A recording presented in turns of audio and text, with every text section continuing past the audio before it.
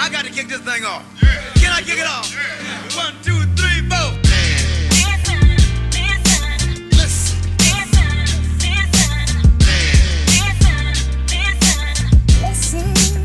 Ladies and gentlemen, listen.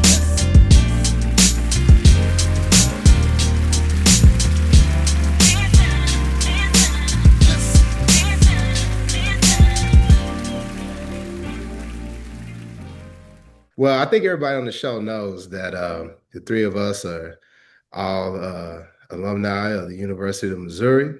And University of Missouri has been in the news lately for a lot of stuff. Mizzou has always been known as a racist institution, always. Always. On this show, we talked about the documentary that I produced and directed called The Standard. And it's about Lavinized fraternity, Alpha Phi Alpha Fraternity Incorporated. But a main central piece of that documentary is the racism that Black students encountered at the University of Missouri and how that started from its inception even until today.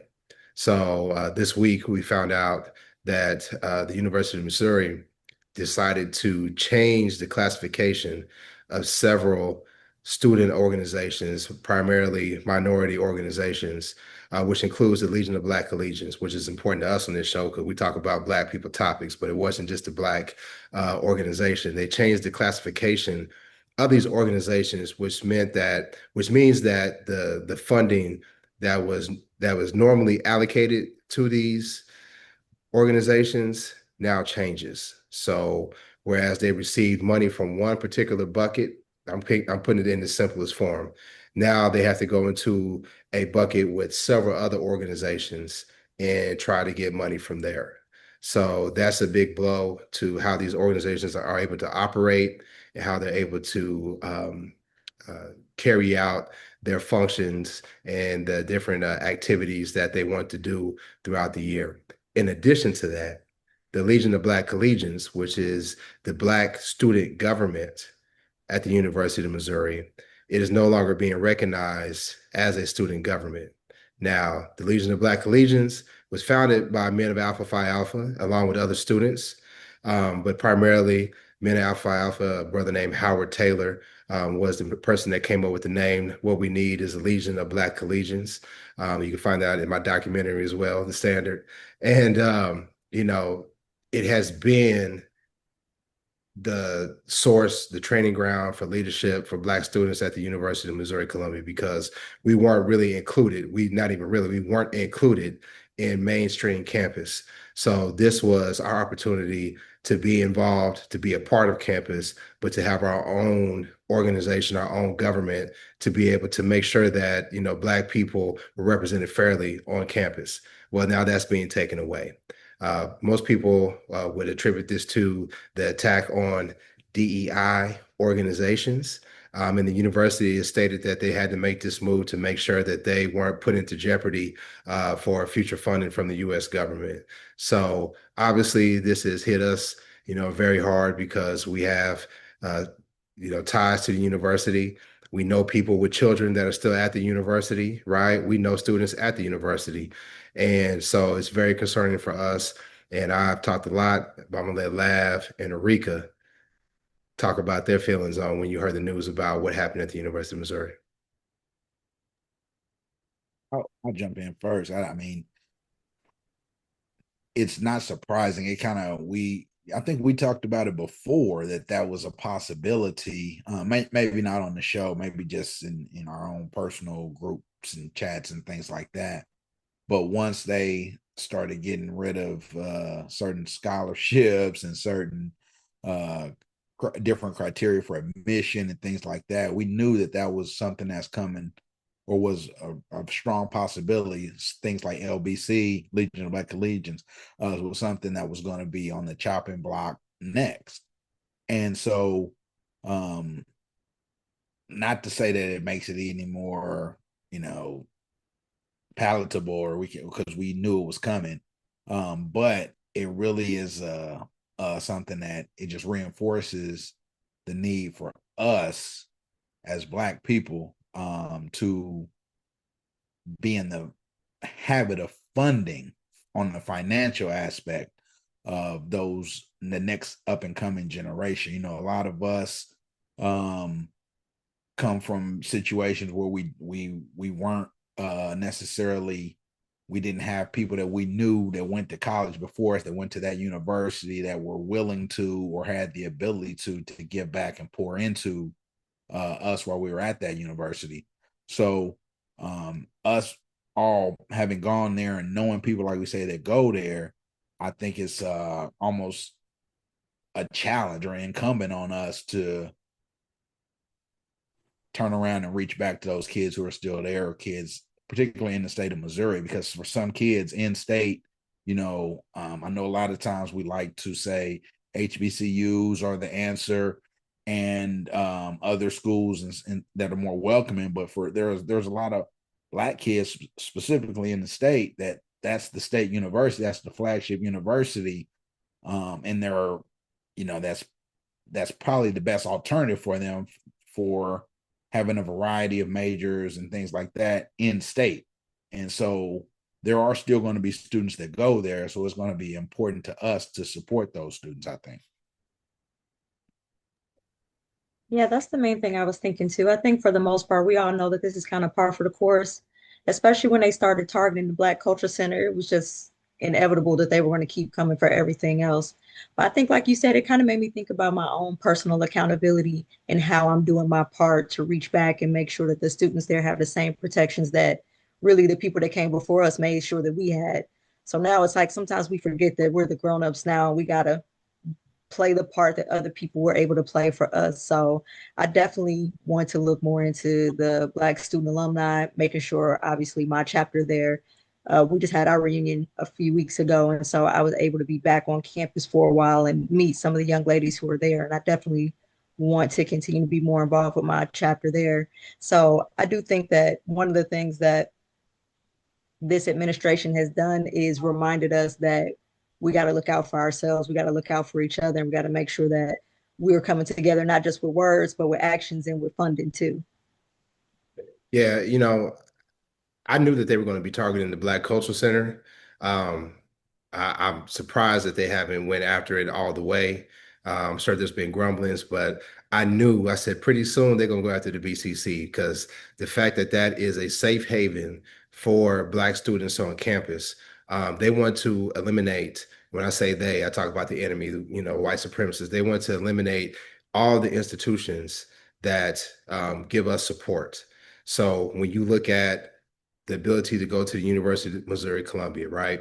You look at the Black Culture Center, you look how that was a place we used to go to, where we could study, we could fellowship.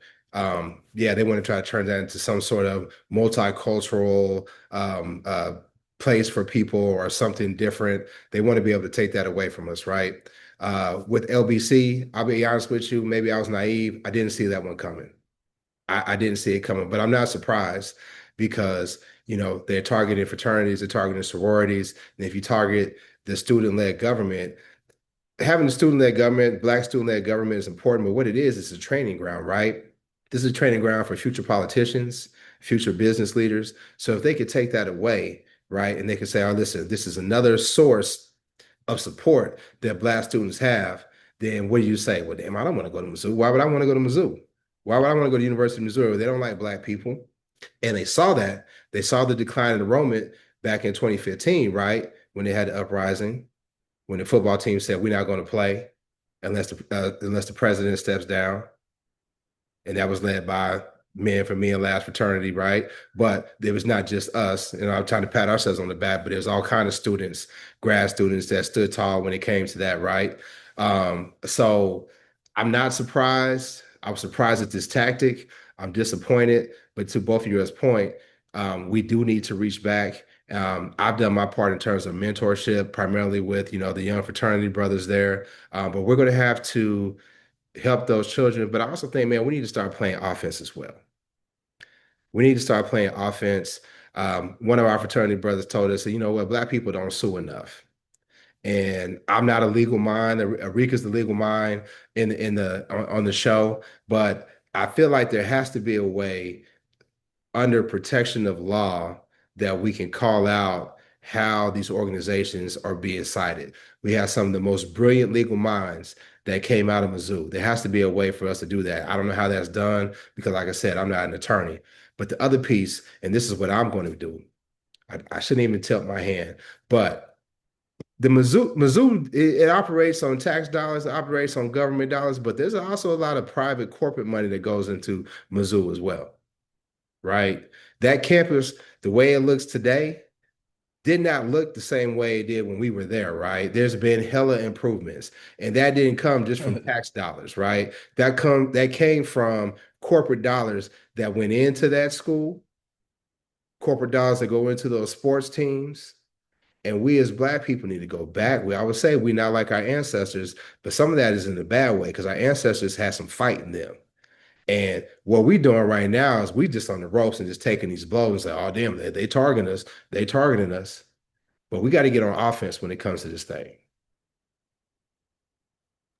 Yeah, Yeah. I think one of the things I say is legally, the problem is that everything that we do right now is going up to Trump's Supreme Court. So it's kind of hard to get people motivated to fight these cases when they're going to the same people that is making the laws that are terrible in the first place. But I think that we need to do more coordination with places like the NAACP and local chapters and stuff like that. So if we start coordinating with other people more, I think it'll be easier for us to really have a bigger impact legally than if we just try to start doing it on our own. I think that's part of the problem. We need to work together more. We need to get a coalition together. We need to get more class action suits, things like that. Yeah, because we talked about that when we talked about, Jamal Bryant and the whole Target boycott, right? You had local organizers, then you had national organizers, and nobody was together. And to your point, Erika, collaboration is what we need. You can still do your own individual thing, right? You can, hey, listen, this is what's important to me. I want to be able to help young Black men at Mizzou. I want to, you may say, I want to help the young sisters at Mizzou, but when it comes down to helping Black people, we need to be able to collaborate. We got to put the egos aside and we got to stop being scared.